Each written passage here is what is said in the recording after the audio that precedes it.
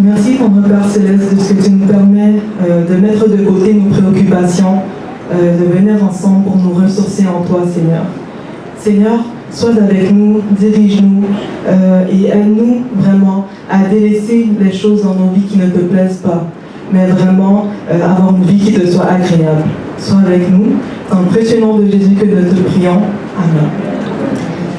Donc, le titre du message d'aujourd'hui, c'est « Faut-il voir pour croire ?» Donc, à mon avis, les deux arguments les plus fréquents contre le christianisme sont « Si Dieu existe, pourquoi est-ce qu'il y a autant de méchanceté dans le monde ?» Et le deuxième argument serait « Si Dieu existe, pourquoi est-ce qu'on ne le voit pas ?» Donc, je crois que c'est vraiment les arguments les plus récurrents. Donc, on va focaliser notre étude d'aujourd'hui sur cette deuxième question. Si Dieu existe, pourquoi il ne se fait pas visible? Vous savez, souvent on dit qu'on croit par la foi, on ne devrait pas se poser de questions, mais vous savez, il y a une déclaration que j'ai lue dans un livre chrétien qui disait Dieu est trop grand pour être menacé par nos incertitudes. Donc, à la fin de la journée, Dieu existe. Donc, toutes ces questions que nous nous posons, elles ont toutes une réponse.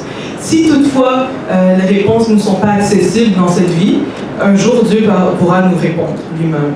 Donc Dieu n'est pas menacé par les questions que l'on se pose. Et il y a aussi un verset dans la Bible qui dit, dans 1 Pierre 3, verset 15, ça dit « Mais sanctifiez dans vos cœurs Christ le Seigneur, étant toujours prêt à vous défendre avec douceur et respect, devant quiconque vous demande raison de l'espérance qui est en vous. » Donc, c'est vraiment permis, dans un esprit chrétien, de se poser des questions, de poser des questions et vraiment de faire des recherches afin de pouvoir être en mesure de répondre à des gens qui ont les mêmes questionnements que nous. Donc, on va analyser la logique des non-croyants. Donc, leur logique va comme ci. Ils se disent, OK, Dieu veut que tous croient en lui. Les gens croiraient si seulement s'ils pouvaient le voir. Donc, si Dieu est tout-puissant, vraiment dans l'optique que la majorité des gens soient sauvés et se rendraient visibles aux gens. Donc leur logique, c'est vraiment comme ça. Puis, ce qui est intéressant, c'est qu'il y a la vérité dans leur argument. Parce que la Bible dit dans 1 Timothée 2, verset 4, « Cela est bon et agréable devant Dieu notre Sauveur, qui veut que tous les hommes soient sauvés et parviennent à la connaissance de la vérité. » Donc Dieu veut vraiment que tous soient sauvés. Et ça signifie que, contrairement à ce que l'on puisse penser, voir ne nous rendrait pas automatiquement des croyants. Donc, voir n'est pas la seule manière de nous faire des croyants repentants, sauvés. Donc, Dieu fait en sorte que l'on ne puisse pas le voir, mais c'est dans notre meilleur intérêt. Et ça peut sembler contre-intuitif, mais c'est ce qu'on va voir aujourd'hui. Donc, il y a une réponse qu'on entend souvent. Les gens vont souvent dire Dieu est comme le vent. On ne le voit pas, mais on voit son effet dans la vie des gens. Donc vraiment, quand on voit le vent, on ne peut pas voir le vent, mais on voit que quand il y a un vent, on voit les gens vont tirer sur leur manteau, ils vont agripper leur chapeau. On les voit modifier leur comportement à cause du vent. Donc même si le vent n'est pas visible, on voit son effet dans la vie des gens et on voit que le vent existe réellement. Mais c'est intéressant parce que, de la même manière, on peut voir que quand Dieu rentre dans la vie d'une personne, elle va changer son comportement. Et c'est vraiment indéniable. Donc, un exemple, dans la vie de John Newton, donc c'est lui qui a composé le chant Amazing Grace. Et sa vie est vraiment intéressante. À la base, lui, c'était un capitaine de navire. Donc, lui, il faisait la traite triangulaire, donc il allait amener vraiment des esclaves africains de l'Afrique vers l'Amérique et tout. Mais ce qui est intéressant, c'est qu'un jour, il y avait une terrible tempête et il était dans le navire et il a prié à Dieu. Il n'était pas croyant, mais il a prié à Dieu et Dieu l'a sauvé de la tempête. Et suite à ça, il a délaissé la traite de l'esclavage. Vraiment, il a laissé ça de côté complètement. Et il s'est mis il est devenu un prédicateur et il a fini par écrire Amazing Grace, qui est un des chants les plus connus. Donc c'est vraiment intéressant comment Dieu, dans la vie d'une personne, a changé sa vie complètement. Et c'est indéniable. Et c'est vraiment, il y a trop d'exemples de personnes qui, après avoir reçu Dieu dans leur vie, ont changé du tout au tout. C'est vraiment indéniable. Donc je suis sûre que même dans notre église, il y a des gens qui, après avoir reçu Dieu dans la vie, ont changé tout complètement. Donc le nier, ça serait endurcir son cœur et ne pas faire face à la vérité. Vous savez, quand j'étais un peu plus jeune, il y avait une émission intitulée Faut le voir pour croire. Est-ce que quelqu'un a déjà écouté ça? Je sais pas si ça vous dit quelque chose, Faut le voir pour croire? Oui? Ok. Et ce qui est intéressant, c'est que l'émission nous présentait des choses surprenantes qui se passaient à travers le monde. Et les prémices, l'idée derrière l'émission, c'est qu'on ne pouvait pas le nier parce qu'on le voyait, parce que ça avait été filmé et on le voyait sur nos écrans. Mais vous savez, et comme un exemple, des fois on voyait une dame qui s'était jamais coupé les ongles pendant des années et ensuite elle était capable de fermer son interrupteur avec ses ongles. On voyait des choses comme ça. Puis ce qui est intéressant, c'est que des fois j'écoutais l'émission et je me disais, je me mettais à douter. Je me disais, c'était trop, ça c'est un peu trop. Je me disais, ça peut-être que c'est un coup monté, peut-être que c'est une mise en scène, parce que c'est juste trop. Et donc même si je le voyais là sur mon écran. Donc c'est de là que vient mon premier argument. Le fait de croire en quelque chose a beaucoup rapport avec notre volonté, avec notre prédisposition. Donc même les gens qui vont regarder la boxe, ils vont dire que c'est truqué. Même s'ils sont là, ils regardent ça. Donc si tu doutes de quelque chose, le fait de voir ne va pas faire de toi un croyant, nécessairement. Donc si quelque chose ne s'aligne pas avec ta vision des choses, donc facilement les gens vont le nier, ils vont essayer d'arriver avec d'autres raisonnements. Donc c'est vraiment intéressant comment ils vont trouver des moyens de nier l'évidence qui leur est présentée. Il y a même des gens qui vont dire qu'on va voir ce que l'on croit. Parce que l'être humain, on est très interprétatif, donc dépendamment de ce qui nous est présenté, on peut voir différentes choses. Donc bref, il est faux de croire que si on voyait Dieu, ou si on voyait tous ces miracles, ça ferait automatiquement de nous des croyants repentants sauvés. Exemple, je me rappelle, moi j'ai toujours été, ça fait quelques années que je suis végétarienne, et j'avais une amie, on était toutes les deux en sens de la nature, et j'avais une amie qui, elle, toujours, elle me disait que le végétarisme, c'était pas bon et tout. Et je me rappelle, il y avait un article de l'OMS, l'Organisme mondial de la santé, et ça disait que la viande rouge, elle n'était pas trop bonne, comme ça prouvait qu'il y avait des liens avec le cancer et tout ça. Et je me rappelle, j'en parlais avec mon ami, je lui disais, qu'est-ce que tu penses? Voici l'OMS a dit que la viande rouge, c'est peut-être pas si bon pour la santé. Et je me rappelle, elle était venue avec plein d'arguments pour dire non, moi j'y crois pas, et voilà. Donc même si l'évidence était là, elle n'a pas cru. Donc c'est souvent comme ça qu'on est les humains. Et ce qui est intéressant, c'est que dans la Bible, il y a plusieurs preuves que voir quelque chose, que croire a beaucoup rapport avec la volonté. Et que voir ne va pas nécessairement faire de nous des croyants. Donc, exemple, Satan a vu Dieu, il n'est pas un croyant repentant et tout, bien sûr. Il y a aussi l'histoire des 10 plaies d'Égypte. Donc pour moi, cette histoire-là a toujours été impressionnante, parce que comme vous connaissez l'histoire des 10 plaies d'Égypte, est-ce que vous pouvez m'en nommer un peu? Les plaies, ouais. Les sauterelles, les premiers-nés, l'eau change ensemble, donc vous avez vu, donc vous connaissez toute cette histoire. Donc c'est intéressant. Moi, ce que j'ai toujours trouvé particulier, c'est que c'est Pharaon, comme s'il a vu la succession de miracles, et ça l'a pas ébranlé du tout. Comme si Moïse disait, voici ce que Dieu va faire, et ça arrivait 10 fois. Il n'a pas changé de position du tout. Donc c'est vraiment intéressant. Il y a aussi une autre histoire.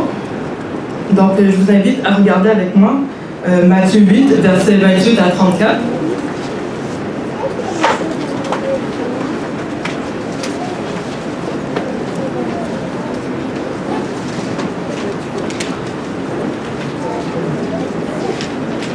Donc vous y êtes. Matthieu 8, versets 28 à 34.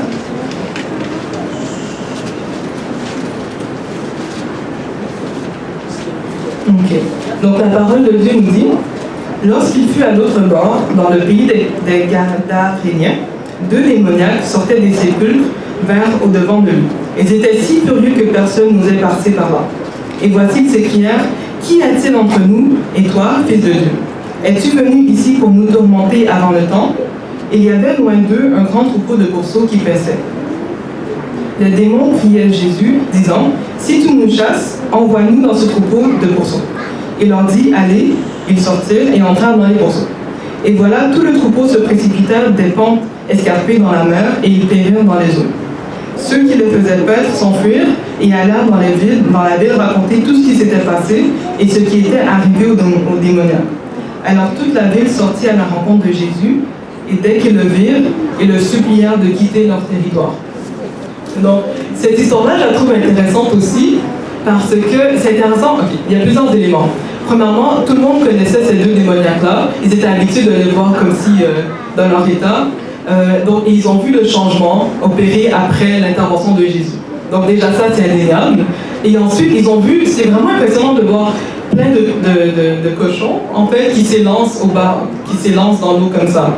Mais malgré ça, est-ce qu'ils sont devenus repentants et sauvés? Non, en fait, ils ont demandé à Jésus de s'en aller. Donc c'est vraiment, donc les humains, le fait de voir quelque chose ne va pas nécessairement faire de nous des croyants repentants sauvés. Donc ce miracle ne leur a pas donné la foi et la repentance. Je vais vous proposer un autre argument, un peu plus particulier. Donc, la vue de Dieu nous terrifierait. Okay? On peut voir l'exemple du peuple d'Israël qui a demandé de ne pas voir Dieu. Okay? Donc, si quelqu'un de disposé pourrait lire Exode 19, versets 16 à 19. Donc, Exode 19, versets 16 à 19.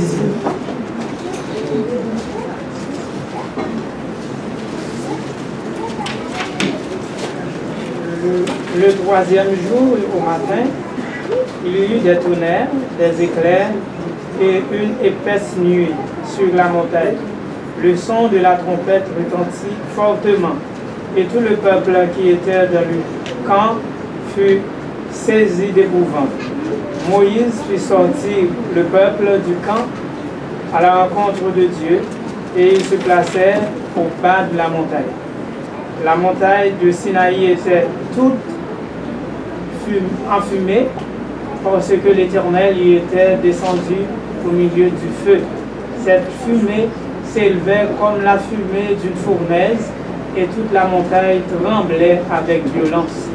Le son de la trompette retentissait de plus en plus fortement.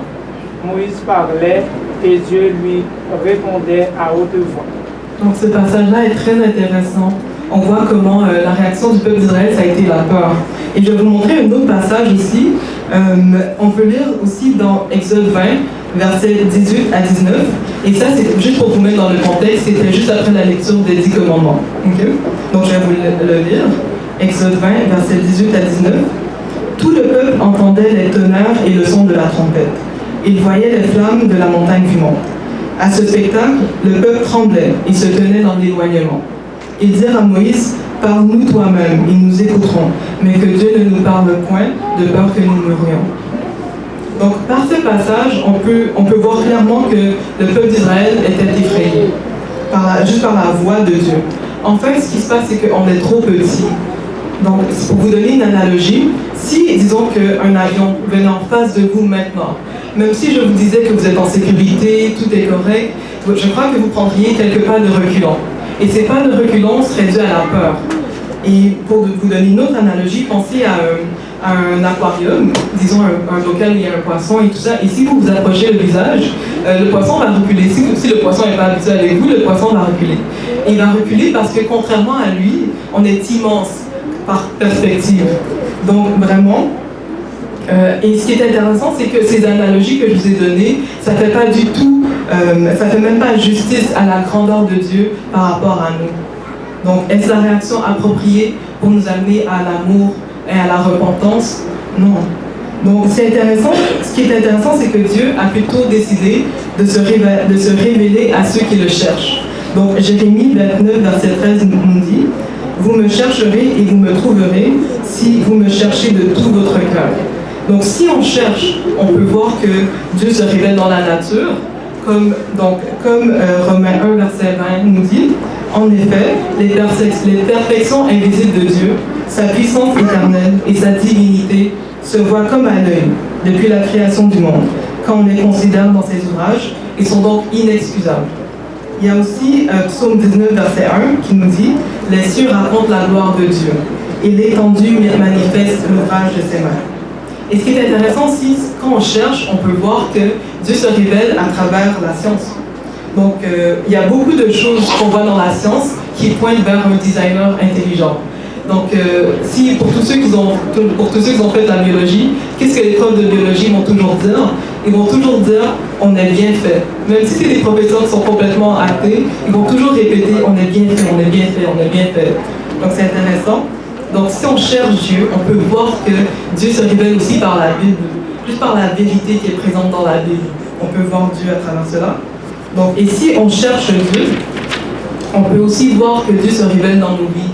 Parce que soyons honnêtes, on ne mérite pas du tout tout ce que nous avons. On ne mérite pas du tout toutes les bénédictions qui sont dans nos vies. Et qu'est-ce que c'est quand on a quelque chose qu'on ne mérite pas? Ça, c'est la grâce. Donc, on peut voir Dieu dans nos vies, tout simplement. Et aussi, on peut voir Dieu dans la vie des gens autour de nous, dans les miracles qu'il opère dans leur vie. Et voilà. Et en se manifestant ainsi, Dieu respecte notre choix. Si on veut le voir, on le cherche et on le trouve. On peut le voir de diverses manières. Et ainsi, on peut voir dans son invisibilité, en quelque sorte, une marque de son amour. Il ne veut pas nous forcer, il ne veut pas nous effrayer. Et donc tout à l'heure, j'ai dit qu'on serait terrifié à la vue de Dieu.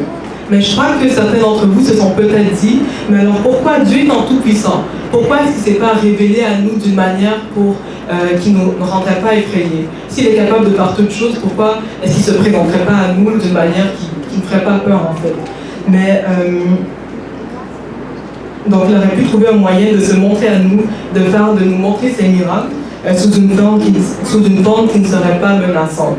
Mais ce qui est intéressant, c'est que c'est exactement ça qu'il a fait. Il nous a révélé sa divinité dans la personne de Jésus-Christ. Et ce qui est vraiment intéressant avec Jésus-Christ, c'est que durant son passage sur la terre, il a prouvé hors de tout doute qu'il était Dieu. Donc, il a accompli toutes les prophéties. Et ce qui est intéressant aussi, c'est que souvent, quand il accomplissait une prophétie, il le disait, comme là, je suis en train d'accomplir une prophétie. Bien sûr, je paraphrase, mais il le disait à certains points. Et aussi, il accomplit plusieurs miracles devant des foules. Et ces miracles ont même été relatés par différents témoins oculaires. Et il a même fait des apparitions post-mortem. Donc après la résurrection, il s'est même présenté devant différentes personnes. Donc vraiment tout pour se montrer en fait. Et il y a aussi une histoire populaire qui raconte qu'il y avait un homme qui était chez lui pendant une tempête. Et là, il voyait beaucoup d'oiseaux dans sa cour. Et il a ouvert la porte de son cabanon justement pour qu'il puisse rentrer en sécurité, pour qu'il soit à l'abri de la tempête. Et par contre, il ne le suivait pas. Lui, il leur montrait le chemin, mais il ne le suivait pas. Donc, lui, il s'est dit, oh, mais si seulement j'étais un oiseau, j'aurais pu leur montrer le chemin, ils m'auraient fait confiance. Mais c'est intéressant, comme Jésus a fait exactement ça pour nous. Il nous a montré, il est devenu l'un de nous pour nous montrer le chemin. Pour que nous soyons tous sauvés. Donc, ce qui est vraiment intéressant, c'est que même si après avoir vu tous les miracles que Jésus a faits, il y a plusieurs personnes de son époque n'ont tout de même pas cru en lui. Donc ceux qui voulaient croire ont cru, et ceux qui n'ont pas voulu croire, mais ils ont fait comme le pharaon et ils se sont endurcis le cœur. Donc encore une fois, c'est pas voir qui va automatiquement faire de nous des croyants repentants sauvés. Ce qui est important, c'est de croire et pas de voir. Donc pourquoi est-ce que je vous parle de ce sujet aujourd'hui? Parce que malheureusement, plusieurs personnes ne vont pas croire en Dieu seulement parce qu'ils se disent « Oh, je ne le vois pas, il n'existe pas ». Ils pensent que Dieu est imaginaire à cause de ça. Donc, et à cause de ça, ils perdent l'occasion d'avoir Dieu dans la vie. Et Dieu est une ressource inestimable dans la vie d'un être humain. Donc, en conclusion, ne laissons pas cet argument empêcher les gens d'avoir une relation avec le Dieu vivant. Parce que quand tout œil le verra, il sera trop tard. Donc, merci beaucoup, soyez bénis. Amen.